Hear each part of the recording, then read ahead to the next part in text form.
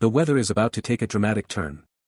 A huge weather pattern change is about to set off a chain reaction of high-impact storm systems across the United States, including a major flooding threat, heavy snow, a winter heat wave, and even the return of severe weather. The atmosphere is preparing to open the floodgates as a train of storms is set to impact the Pacific Northwest this week. This raises serious concerns for widespread and potentially catastrophic flooding. Unfortunately, this train of storms will not stop in the Pacific Northwest as these powerful storms will track east towards the Great Plains, Midwest, and Ohio Valley, bringing heavy snow and blizzard conditions to millions later this week. This will create more travel problems on top of what's already been a difficult December stretch of weather. At the same time, another surprising threat is emerging. A sharp temperature flip is on the way, sending much of the country from far below average to well above average temperatures in a matter of days. As warm air surges north, severe storms may return to the Ohio Valley, with damaging winds and an isolated tornado threat being possible. So in today's forecast, we are going to break down exactly what you need to know about this major weather pattern change that is about to happen. Now, there is a lot to talk about in this forecast, but I want to begin with our jet stream. This is what's going to control our weather pattern across the United States over the next 7 days. And we actually have a very rare weather pattern that is currently developing. Now, one thing that is happening right now is that we have a very strong atmospheric river event that is developing back over in the Pacific Northwest. And this is very dangerous because what is going to happen over the next few days is that lots of moisture is going to be pushing into the Pacific Northwest, which is going to lead to catastrophic flooding. And what breaks off of those storm systems that impact this area are actually going to move into the Great Plains, Ohio Valley, and Midwest. And this is really going to ramp up around Wednesday and Thursday. And that could actually lead to winter storms and maybe even a return of severe weather for some of you as we go into Thursday. So this is a very interesting weather setup that is currently developing. In the meantime, our jet stream is lifted back off to the north for most of the United States, which means above average temperatures are about to return back over in areas like the southern plains and even back into the southeast. We are going to have temperatures as warm as 10 to 25 degrees above normal. This is coming off of a major Arctic blast that has impacted Mississippi, millions in the Midwest and the Ohio Valley. Eventually by Friday and Saturday, our jet stream will dip back over in the Midwest for a day or two.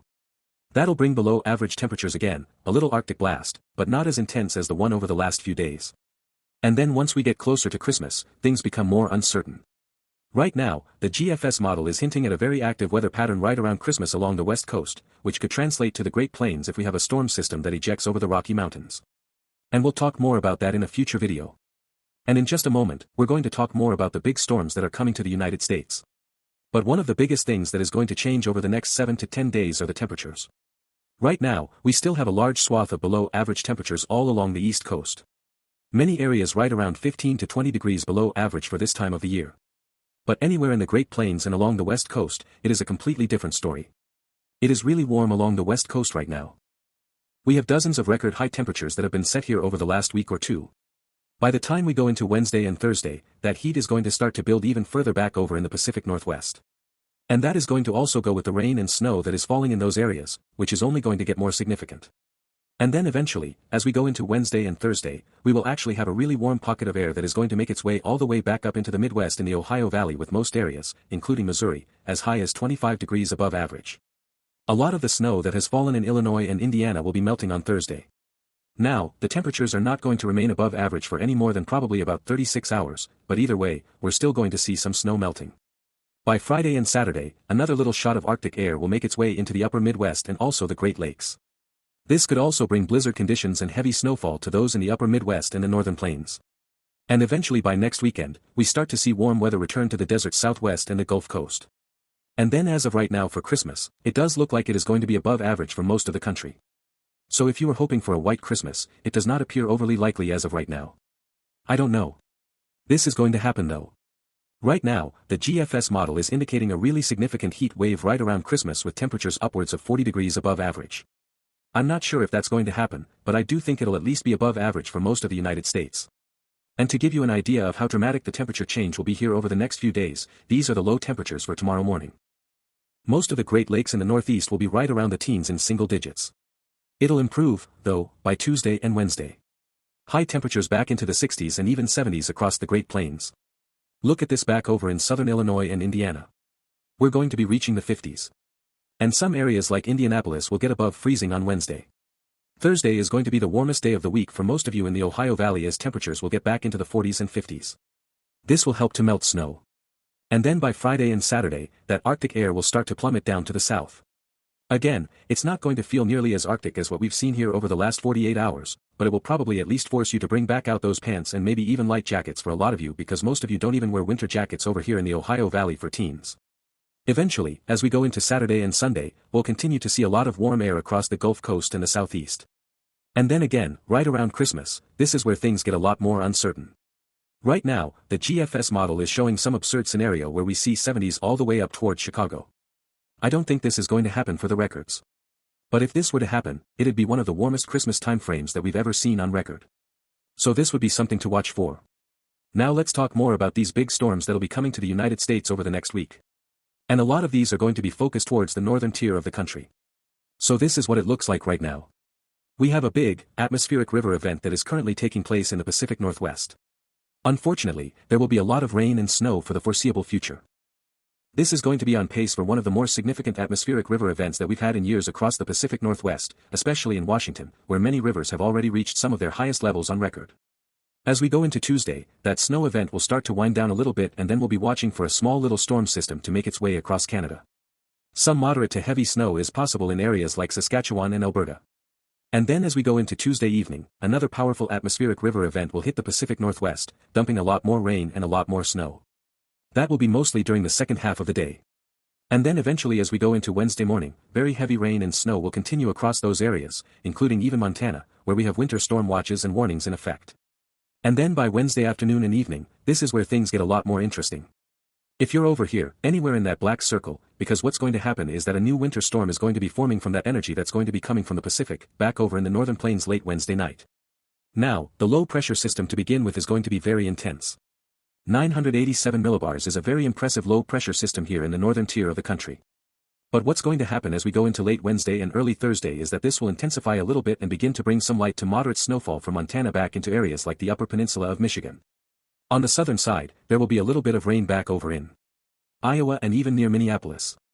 As we go into Thursday morning, this will eventually move a little bit further off to the east. There is a possibility that we could see some blizzard conditions back over in parts of Minnesota, Wisconsin, and the upper peninsula of Michigan when it comes to all the snow that's already on the ground and the snow that is going to be coming out of this. That is because the winds are very high around this low pressure system. And we know that because you can actually look at the ISO bars. Those are those little black lines on your screen. That is very tight pressure, basically across the board. It's our pressure gradient force. And when that happens, we end up getting very strong wind gusts. And many areas in the Midwest could have wind gusts upwards of 50 to 60 miles per hour on Thursday. Another very interesting part of this winter system is that we also have the threat of even severe weather being a possibility back over in the Ohio Valley. I don't necessarily think the temperatures and the dew points are going to be high enough to really promote much of a tornado risk.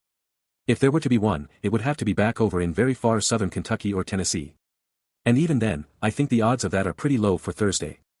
However, I do think at least some isolated damaging winds and some rumbles of thunder are going to be on the table throughout the daytime on Thursday. And then late Thursday, early Friday, the storm system makes its way into the northeast. Unfortunately, if you're looking for snow in New England, you're not going to be seeing much of that out of the storm system unless you're in the higher elevations.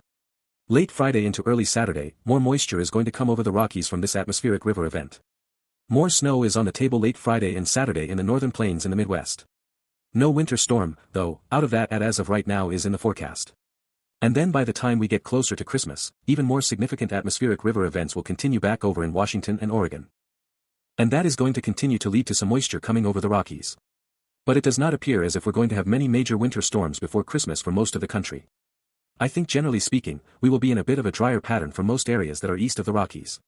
But if you're over here in the northern plains back into the northeast, that is an area that is still going to remain pretty active over the next 7 to 10 days.